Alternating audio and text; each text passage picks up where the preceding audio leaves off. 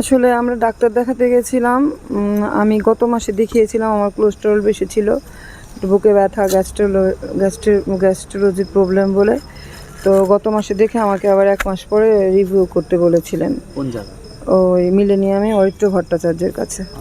তো ওখানে গেছি আমি। যাওয়ার পর আমার রিপোর্ট, আমার মেয়েকে নিয়েও গেছি, মেয়েকে আগে দেখেছে।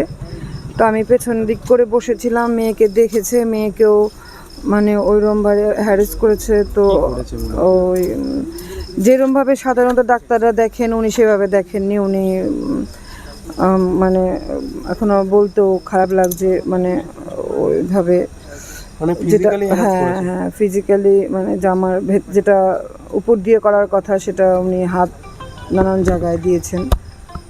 তো আমার মেয়েও বুঝতে পারেনি, ও ফ্রিজ হয়ে গেছিলেন। তারপর ও চেম্বার থেকে বেরিয়ে চলে গেছে।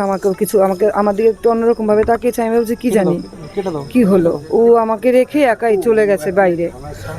তারপর আমি দেখেছি আমাকেও ঠিক একইভাবে ওই রকম মানে ব্যাড টাচ করছিল।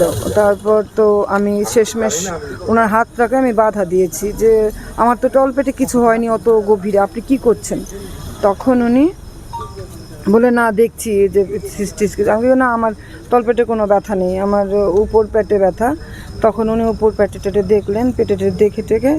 তা আমি বসেছিলাম, আমার ওষুধ কতগুলো লিখে আমার তখন আস্তে আস্তে আমার ব্রেন কাজ করছে।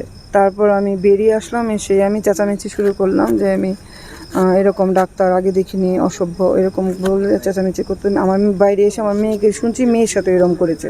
তখন আমার মাথাটা আরও বেশি গরম হয়ে গেছে। তো ওখানে ডায়াগনস্টিক সেন্টারে আমি চেঁচামেচি করে বাইরে বেরিয়ে এসেছি। কোন জায়গায়?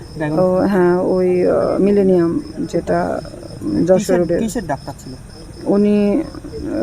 কি বলে, জেনারেল ফিজিশিয়ান সম্ভবত। নাম জানেন ডাক্তার? হ্যাঁ, অরিত্র ভট্টাচার্য।